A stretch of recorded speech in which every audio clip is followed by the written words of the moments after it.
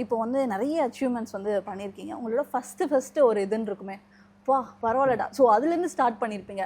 இனிமே இது வந்து வேற லெவலுக்கு நம்ம கொண்டு போறோம் அப்படின்ற மாதிரி ஒரு அது வந்து எந்த இடத்துல உங்களுக்கு தோணுச்சு? ஓகே, நான் வந்து முதல்ல பாடி பில்டிங் ஸ்டார்ட் பண்ணும்போது எனக்கு வந்து ஜெயிக்கணும் அப்படிங்கிற ஒரு எண்ணத்தில் நான் போக கிடையாது. எனக்கு வந்து சின்ன வயசுலேருந்தே வந்து பாடி பில்டிங் ஸ்டார்ட் பண்ணும்போது எனக்கு அந்த ஸ்டேஜ் ஏறிட்டா போதும் அப்படிங்கிற ஒரு மைண்ட் செட்டில் தான் நான் வந்து பாடி பில்டிங் பண்ண ஆரம்பிச்சது.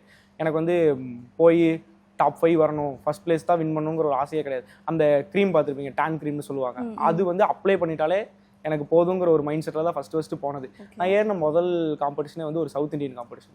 அது ஏறி நான் வந்து வெயிட் கேட்டகரி இருக்கும் பாடி பில்டிங்கில். நான் வந்து 65 kg கேட்டகரியில் தான் பாடி பில்டிங் பண்ணிட்டு இருக்கேன் இப்போ வரைக்கும். அந்த 65 kgயில் போகும்போது நான் ஏறின முதல் காம்படிஷனே வந்து எனக்கு செகண்ட் பிளேஸ் கிடச்சிது. நான் எதிர்பார்க்கவே இல்லை.